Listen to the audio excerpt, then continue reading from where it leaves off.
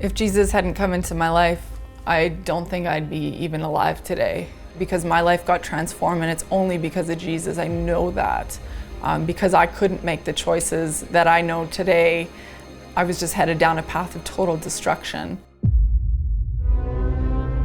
I was a gang member. I was a killer. I was a sociopath. I was sexually molested pretty much my whole life. Got a taste of this violence. It's scary, but it felt good. Talk about this shameful little secret. It was so traumatic. Satan stole my virginity. I was standing at the gates of hell. It's been an incredible journey. I get so emotional because it's just transformed my life. Your suffering's come to an end. It was like a dark tunnel, but all of a sudden, at the end of that tunnel, I could see a little light. It just came pouring out of me. And then everything changed. My whole life is different. Forgiveness, hope, and ultimate redemption. God, the one you've been searching for, was real.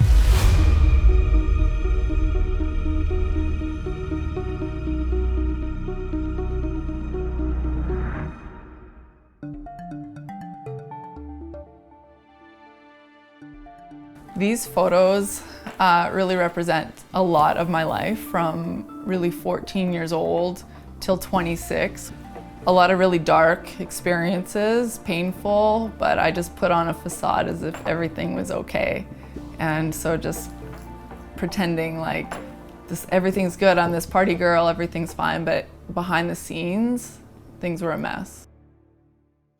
Breanne, your story of transformation begins with a brief brush with Christianity, the Christian faith, but not in a positive way. You're 14 years old.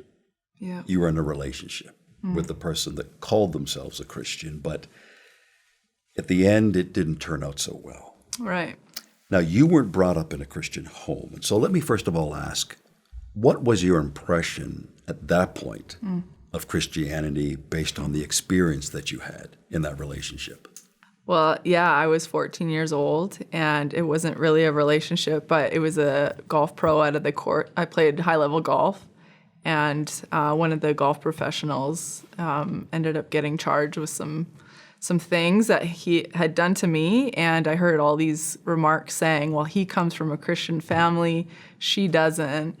And so I just remember at that moment thinking, if that's what being a Christian is, I thought I want nothing to do with that. So your perception of Christianity at that point wasn't very good. Nope. After that experience, things took a turn. Yeah. Didn't go too well. No. Can you explain what happened? I had a lot of fear through there. I stopped communicating. I didn't really know how to express myself. I lost a lot of my friends that I played golf with. I just went the opposite way. I just started partying. I went into high school that year, so that it was just drinking all the time, just around a crowd that partied a lot. I was in the bars from really 15 years old. I had fake ID. So yeah, just living that life. At this point, you're 18 years of age, could have become really bad. You're in bars, working in bars, you're around alcohol, drugs, guns, and then you began dating a guy who was bad news. I did, yeah. But you knew that world that you were in, you had to escape, but you had this interesting idea that you couldn't leave because you wanted to save this guy that you were dating. That's right. What do you mean by that?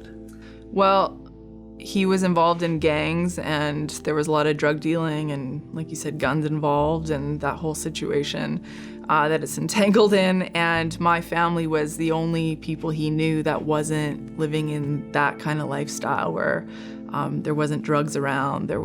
We weren't part of gangs. We were the only people that he knew that wasn't part of that. And he was really trying to climb out of that life.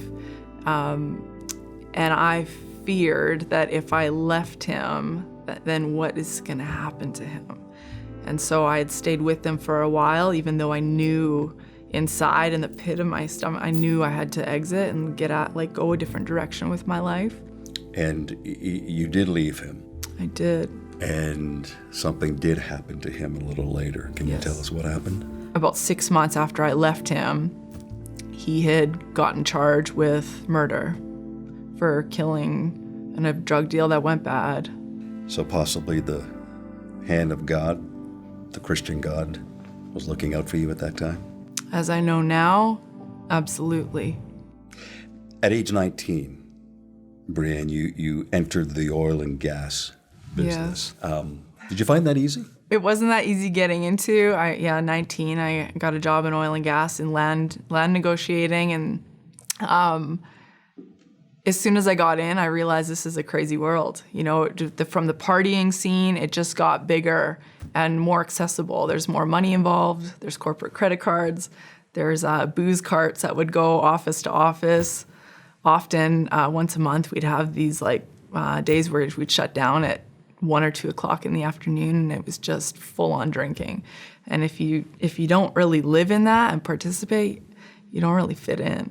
So, and just every night after work, we'd go to the bar. That's where we'd do deals. That's where we would do team building. That's where everything was just all around the bar. Lunch hour, during work, after work.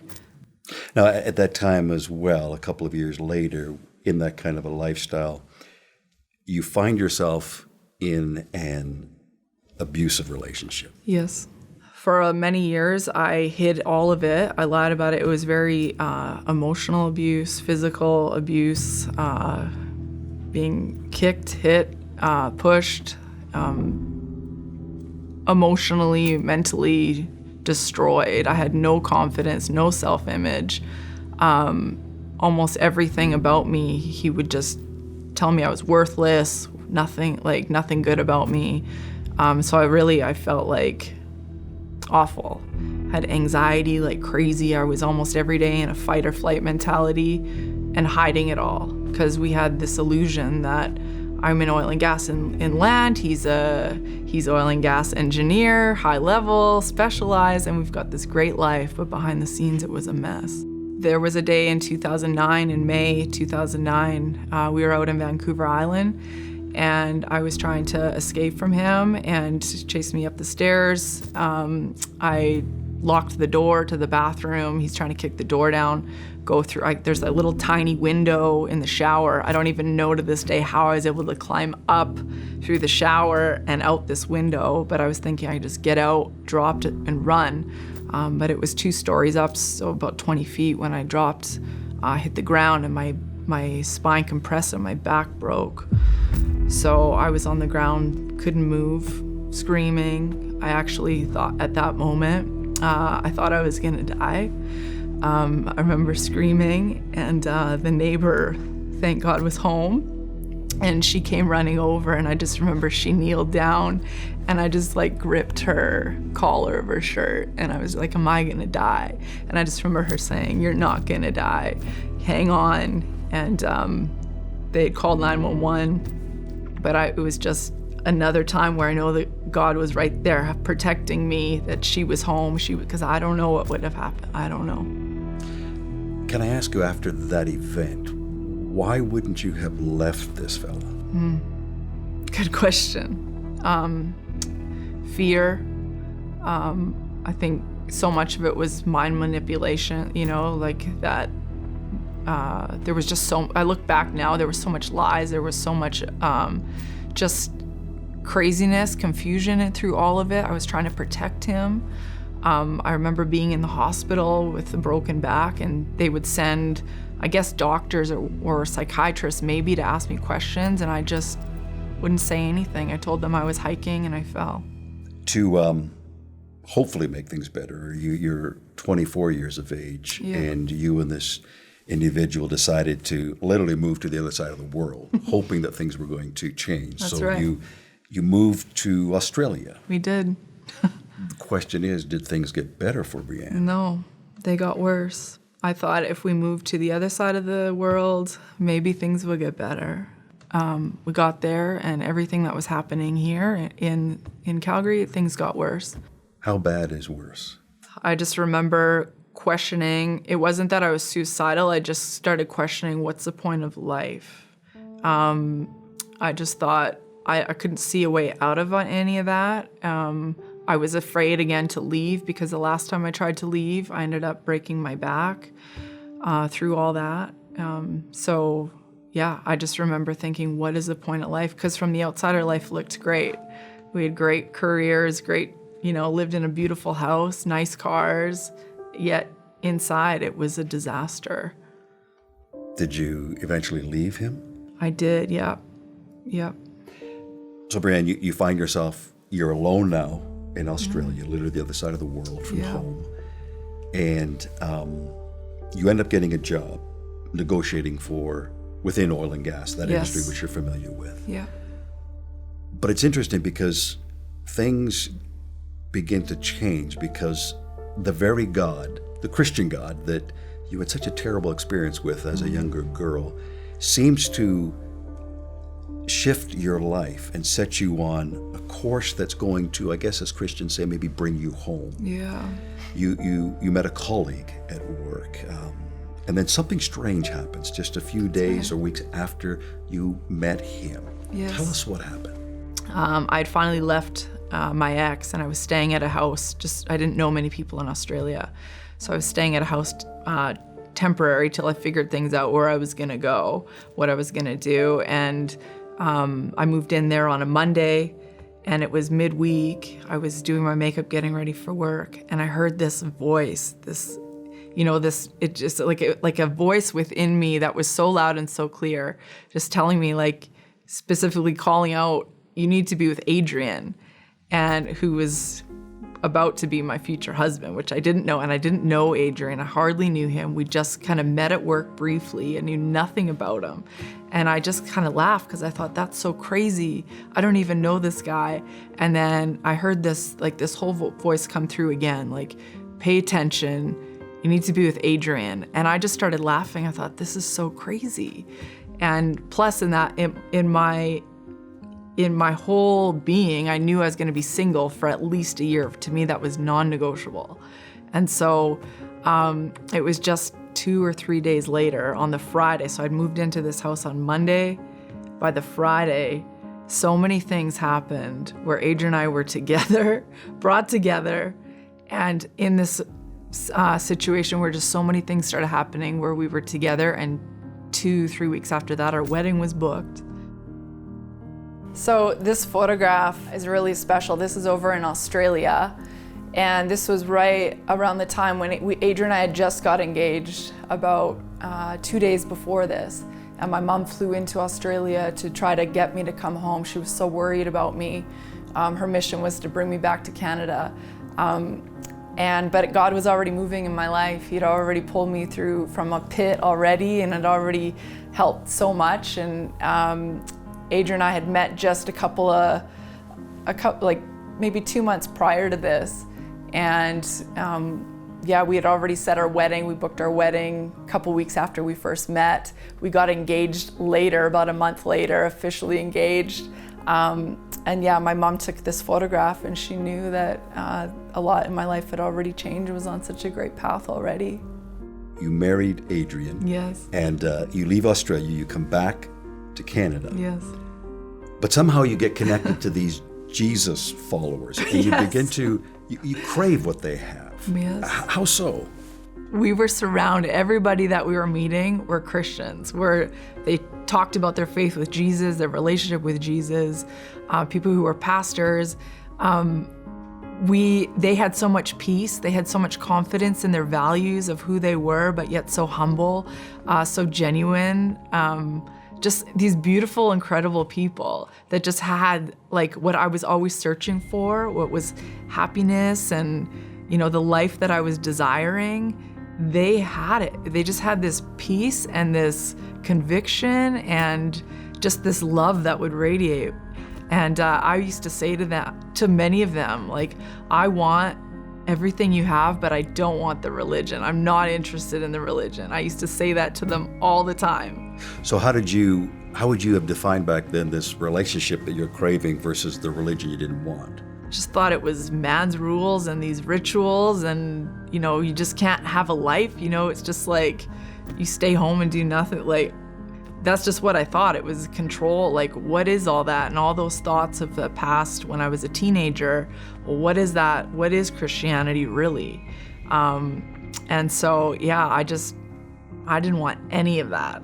But the Jesus part of it that you saw in their lives, that's what attracted you. Yes. As you're craving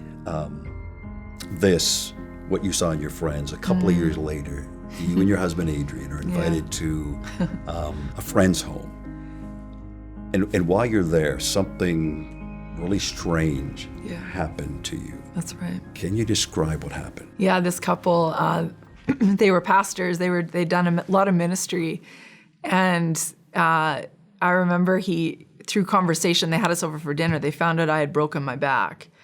And until then, I never wanted to talk about it because for so many years I lied about it. I said I fell, I was hiking, fell, broke my back to cover everything. And there was just so much shame and heaviness and fear around that whole day. It was so traumatic, so I never wanted to talk about it. So when he had said, he heard I broke my back, and so he said, why don't you come over and talk to me and sit down, we'll talk about it. And I just thought, oh, I do not want to do this. But I did. I sat with him. Adrian and his wife were there in the kitchen, and we were just sitting over in the living room. And he was asking me questions about how I broke my back. And I just remember he asked all these questions, and I got to this place where I could literally see myself in that place, laying on the ground with the back broken, can't move. And I was crying. I was bawling. I couldn't stop crying. I remember him saying, Jesus, reveal yourself in that situation.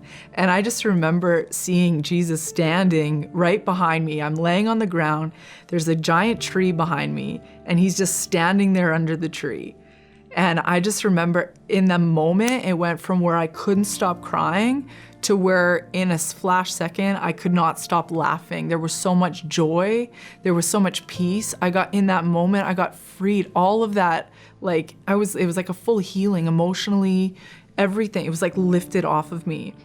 And I saw it as such a blessing. And I just saw that such one of the pivotal moments of my life that used to be the worst moment of my life, to then I'm thinking, I'm so glad that happened. So was that like a vision, or did you just see this in your mind as you're sitting? Yeah, it's hard to even explain. It's just like this note, it's like a vision, but it was like I could see it. Just, yeah, he's there. Jesus. There, he's there. Yes. Yes. Now something else happens a few weeks later, tied in with what took place when you saw Jesus. Yeah. Can you explain that part? I was still grappling with this whole Christianity piece, with all the labels I'd put on it. So I'm grappling with my faith journey. And so that same man that I had this conversation with at his house, he was actually over at our place. Adrian and I had a few people over, and he came along and he brought a friend. And I didn't know his friend. His friend was also in ministry. His name is Ed. And they were over, and Ed didn't know us that well at all.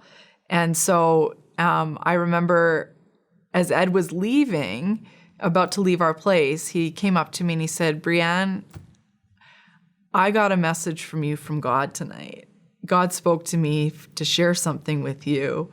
And he goes, you have a lot of people over right now, so I'm not going to share with you right now, but is it okay if I text you what I heard? And I was like, yes. Whatever this message is, I just knew it was from God. And so I just said yes. And I actually tried to play it off kind of cool, yeah, okay, you can send me it. And I couldn't put my phone down, and all I could think about was, where is this text? Because I just felt like it was truth. And the text came in. And this is actually, I had this printed and photographed and blown up. I have this always hanging in my bedroom. This is the text that had came through.